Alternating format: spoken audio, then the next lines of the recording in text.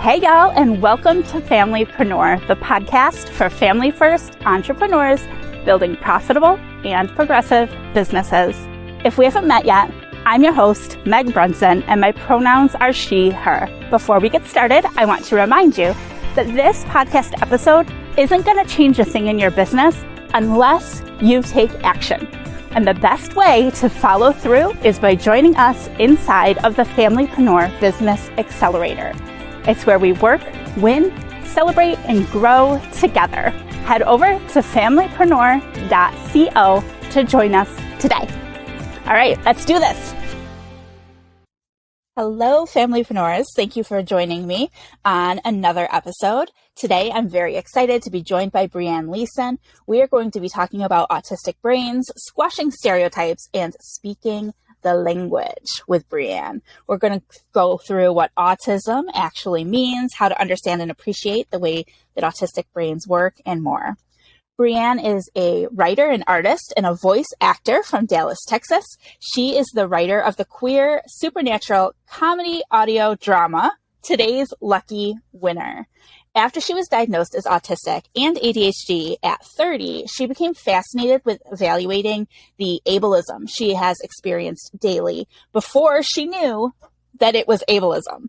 Combining her passion for social justice, a linguistics degree, and experience as a sensitivity editor for fiction writers, she's become a passionate advocate for helping people better understand the beauty and nuances of autistic brains. And I feel very grateful and lucky that we have you with us today. Thanks, Brianne.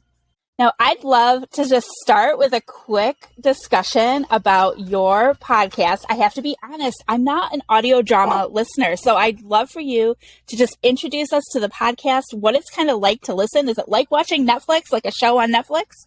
Tell me a little bit about the podcast. It actually has an autistic main character and a main character with ADHD. Like, I made sure I named it after I learned that I had sort of sublimated two parts of my personality into those characters. But yeah, it is all of the parts of like listening or like watching a show. But it's got sound effects, background music. We have a composer who works on the show to do stuff. We have a full cast of voice actors. It's comedy. It's got vampires and shape-shifting demons and lots of spoofs of different TV shows. And I voice a Grim Reaper on the show as one of the main characters I voice, but it's lots of fun. And it's geared for adults, correct? Very much for adults, yes, very much. Like not family friendly. It is. I earned that explicit tag. We have a lot of parents listening, so just to make sure, because I instantly think, oh, my kids would love that. Yes. But possibly give it a listen first. Before. Yeah. For sure. I think one of the prevailing comparisons we get is like Stoner Buffy. So, if that gives you some sort of idea, like raunchy Stoner Buffy. So that's awesome. It brings me back. Let's talk about now. Can you tell me a little bit about the process of being diagnosed at 30? I know for me, I'm a little bit older than 30, a little bit. But I've had some questions about whether I have ADHD. Like that's something that has come up a lot in the past years. I've never gotten a formal diagnosis. You went through those steps though and did the formal diagnosis. I'd love to just hear a little bit about that. Yeah. So at the beginning of the pandemic, with my routine in shambles, which was my number one coping mechanism for both, I started sort of behaving in ways that I didn't really understand. And I couldn't focus on a lot of stuff. So I started looking into like, why am I behaving this way? Like what is happening? And in talking with my therapist, I was like, I think I might have ADHD. And that was a hard process to get going because the very first doctor that I spent all the time and the money to talk to said, hey, I think you're just depressed. try this medication that you've been on before and had no luck with. And then finally, after that one, I was really discouraged, but then one of my partners started looking up more doctors, and I finally found one to do the full assessment, and they said, yeah, you very clearly have ADHD. You just have sort of inadvertently done a lot of things in your life to help work around it and cope with it. And now lots of those things have kind of fallen apart.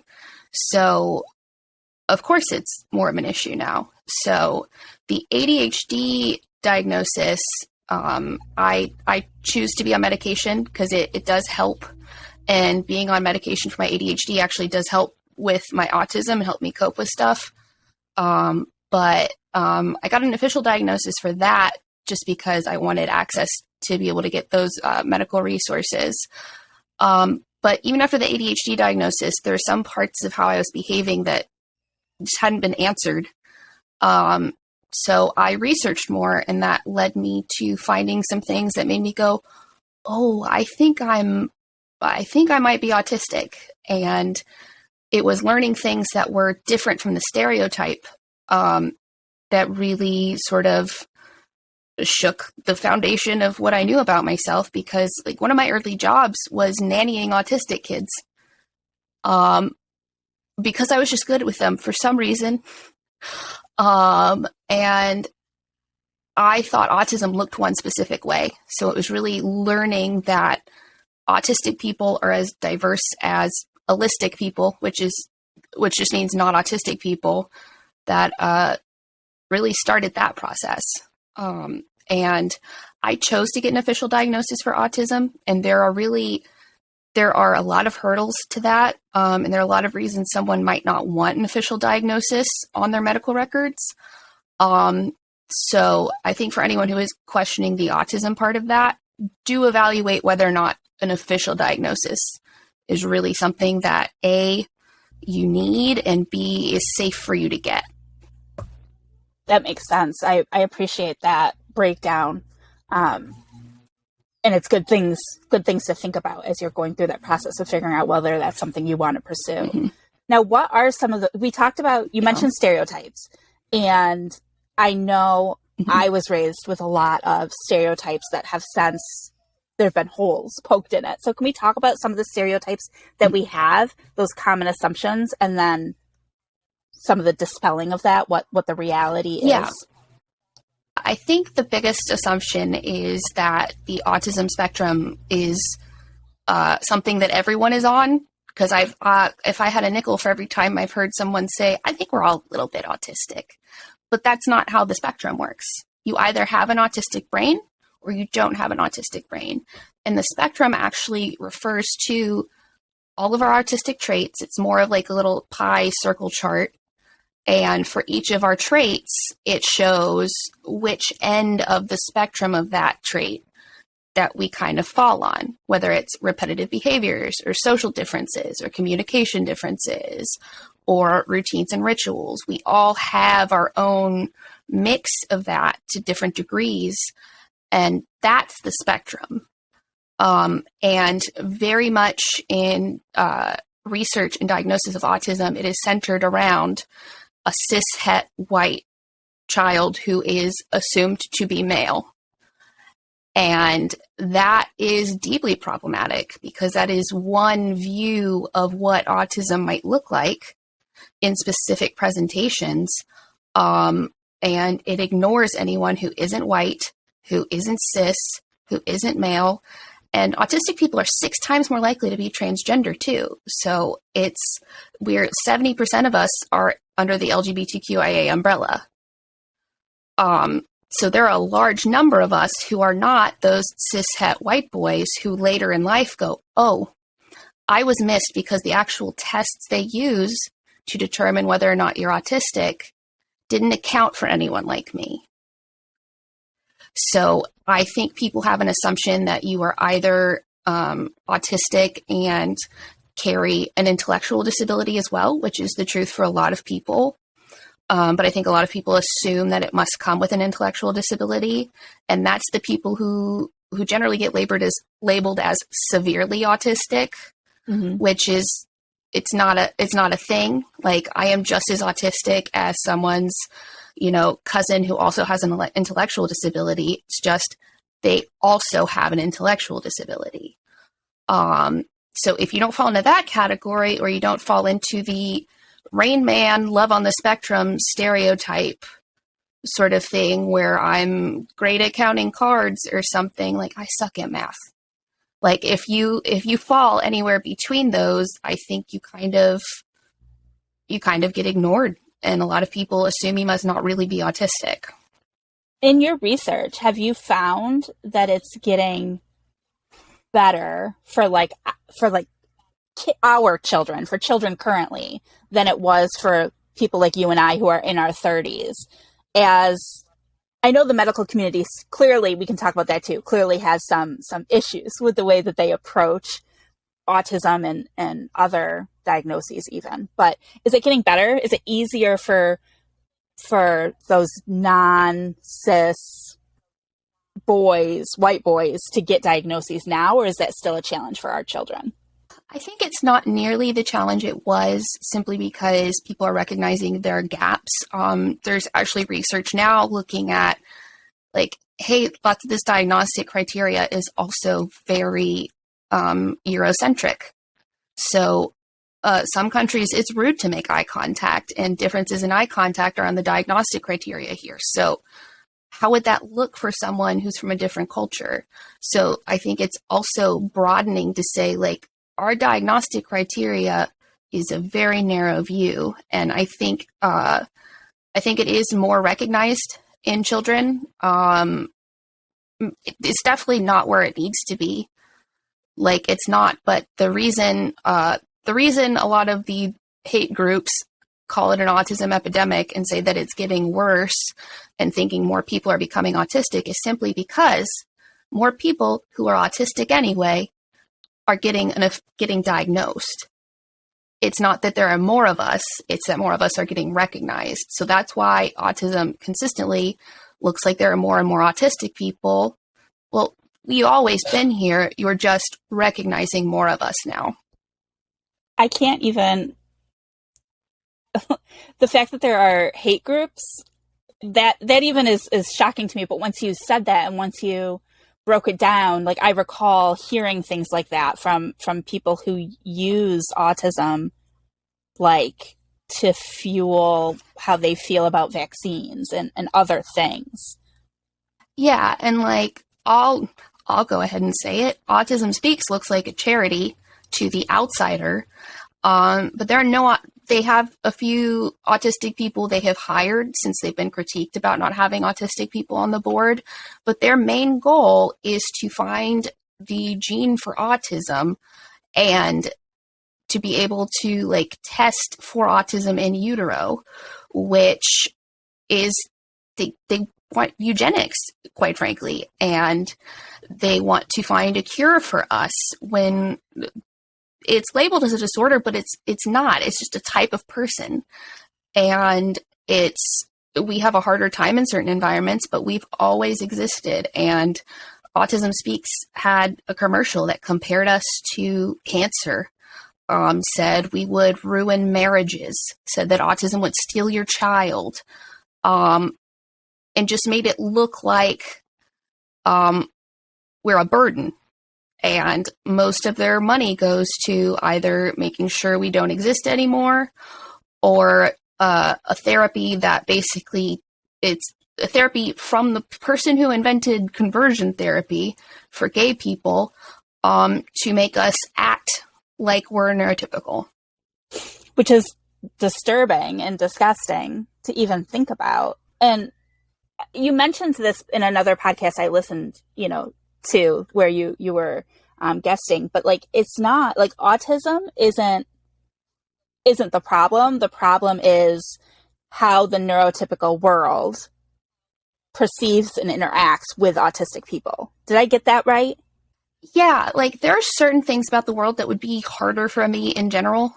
Like, there's certain things where being autistic would still make some things harder in general, but I think a lot of my life would be made a lot easier, and a lot of many autistic people's lives would be made a lot easier, just because of if the neurotypical world made more of an effort.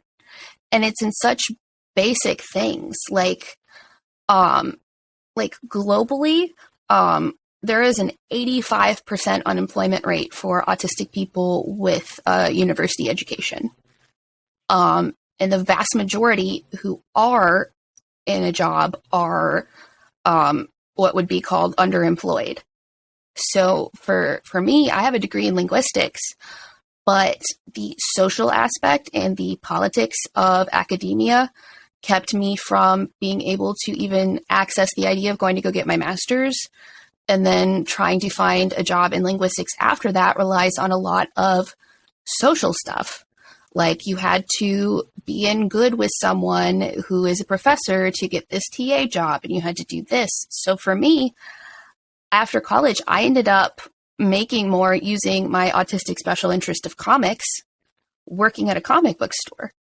And my degree, I don't even know where it is, but the reality is that our social differences and the fact that people won't meet us in the middle, that is possibly one of the hardest parts because it affects everything in your life.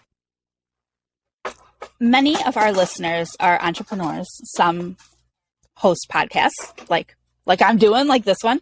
What are some tips, some strategies that we can start to implement or practice that would help us be more inclusive towards autistic people in the autistic population, whether that's potentially a podcast guest or a contractor or somebody that we want to work with on our team? Yeah, I think one big thing is don't assume the worst.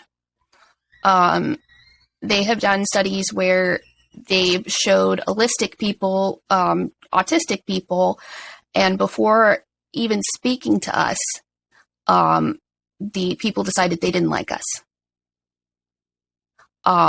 And a lot of that is based on this sort of structure of ableism that autistic people tend to quickly filter things through stereotypes and social constructs they know. And a lot of our behavior just puts up red flags. And rather than taking a second to say, hey, is this really a red flag that this isn't a good person? Or am I looking at characteristics of a disabled person and making a snap judgment? And that's called a thin slice judgment. So that goes into communication too. So I'm quite literal. I'm actively, manually choosing each word I say. I don't use subtext, but in the workplace a lot, and anywhere really, subtext gets added for us where there was none, and people make assumptions. So I think just challenging, like, has this person said something rude, or have I perceived it as rude? I think learning to stop and pause and manually evaluate interactions with autistic people would go a long way, because I'm masking because I, at this point, can't totally turn it off all of the time. But I have to manually add tone to my voice. I have to tell myself to make certain facial expressions that are deemed appropriate. For some autistic people, eye contact is painful. For me, it's uncomfortable because it feels like someone's seeing me naked. I think that's the closest comparison. I don't like it. But we have to force ourselves to do this stuff during work stuff. And masking is directly linked to our high rate of self-harm. Self-harm is our second leading cause of death. And if more people went a longer way to just understand how we communicate and not make snap judgments and not assume what we mean by our face, I think that would go a long way just to be understood.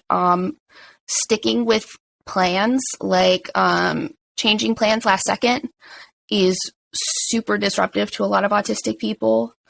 I think being comfortable with having someone ask you questions. I don't know how many workplaces I've been in where I have asked a question after I've been given a task, and I've been met with hostility because they've assumed like I'm challenging them, or that I'm saying the thing they're asking me to do is wrong. But I need the full context of something. I need to know why I'm doing it so I can figure out the details in my head, because my brain will not filter out, well, this is the one way I'm going to do it. I'm thinking of all these variables unintentionally, and asking questions is how I'm making sure I'm doing it the right way. And I think one thing that some people might find pretty controversial, but I think it would help a lot of autistic people, is if you're looking to hire someone for something, consider sending your interview questions ahead of time. Because even questions, it takes me longer to process what's actually being asked.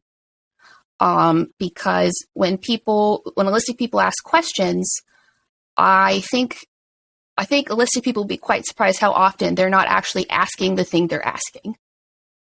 And I don't know how many times someone said, oh, I wasn't really asking you that. I was asking you this.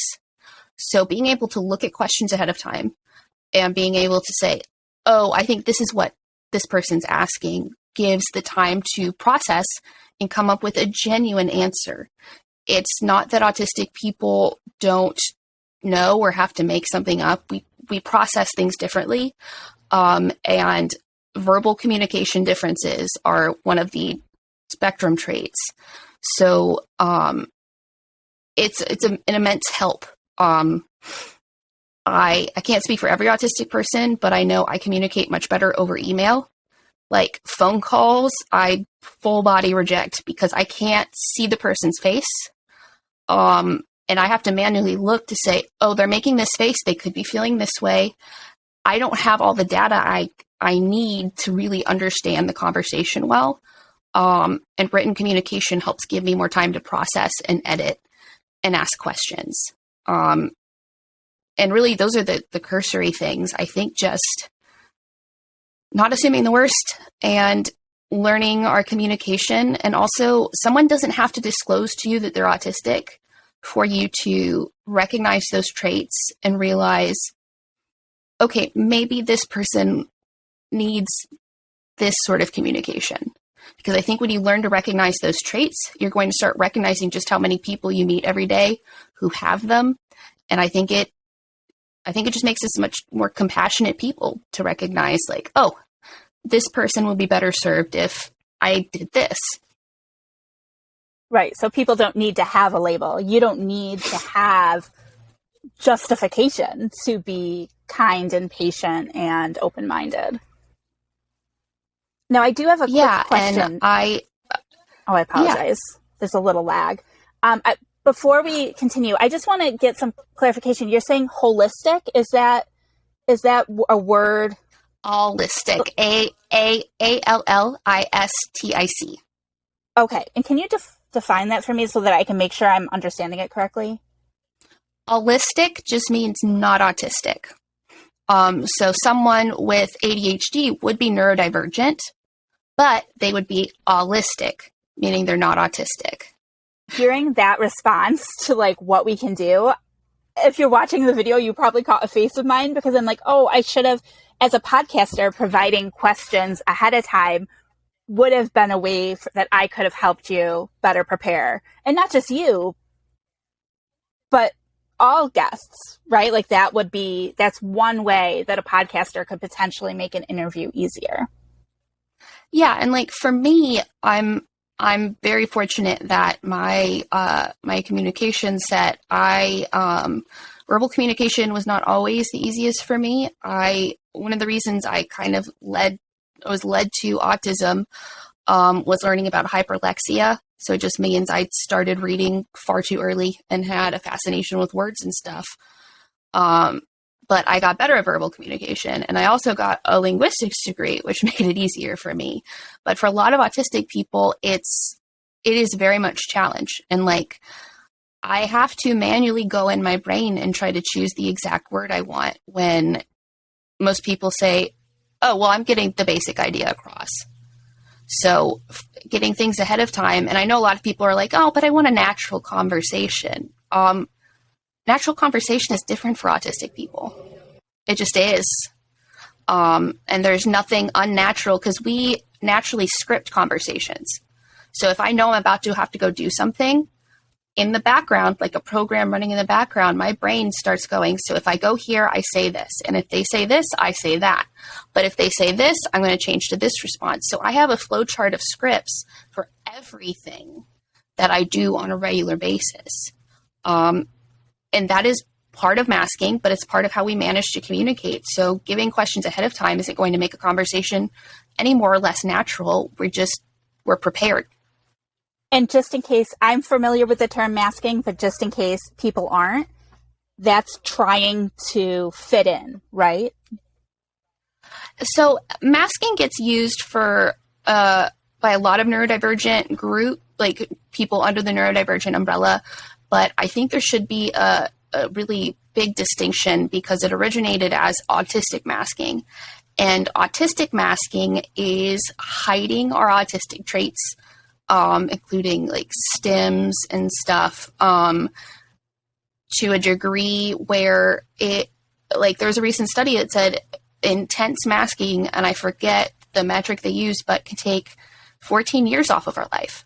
Like it's directly linked to our suicide rate. And we will go so far as to, for me, a lot of it is just hiding discomfort.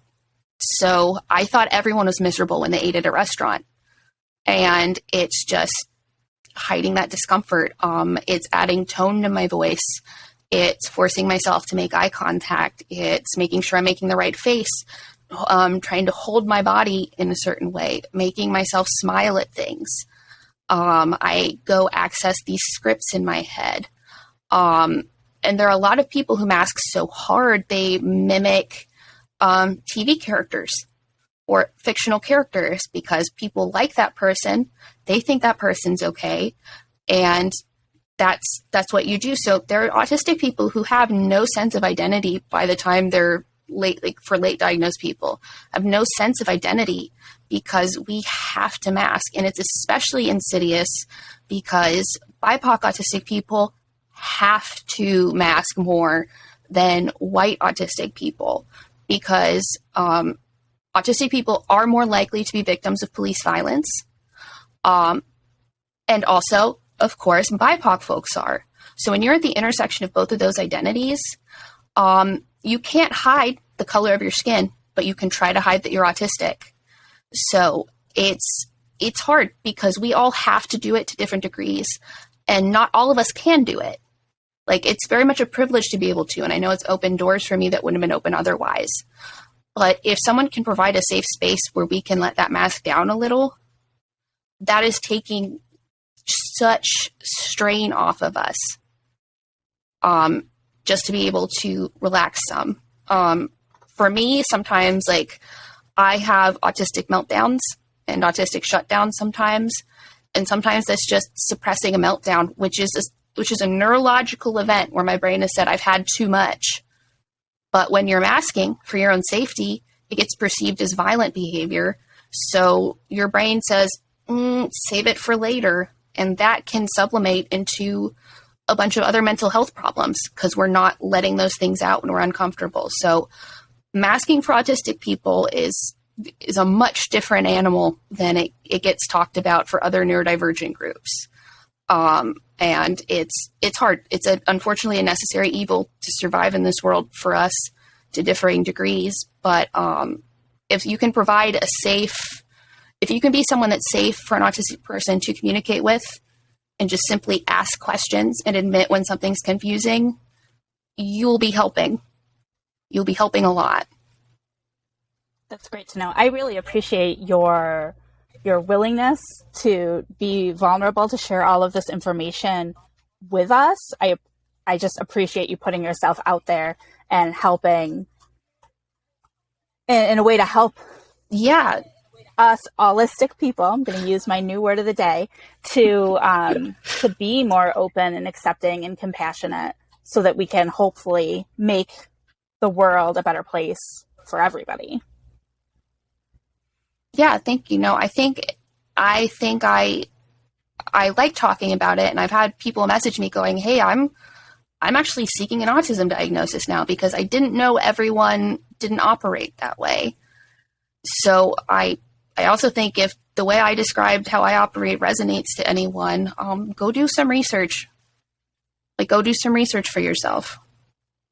Yeah. Having those answers, like, now I can't remember. Isn't this awful? I can't remember if you mentioned it in this episode or in another one because I've listened to a few of yours, but like having those answers has helped you to understand why your brain works and make sense out of things. So you no longer feel like, I think you called it broken.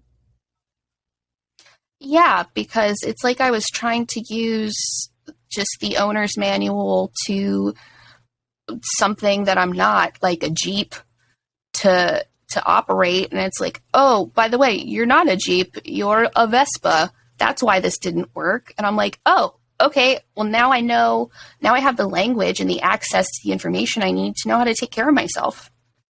And just having access to that language, I think, can help people quite a bit, and to be more compassionate with yourself and know, like, hey, there's nothing wrong with you. You're on a different operating system. I love that example. Now, where can our listeners, obviously they can find your podcast wherever they're listening to this podcast. They'll likely be able to find your podcast, Today's Lucky Winner. Where can people connect with you if they want to learn more or continue this conversation with you?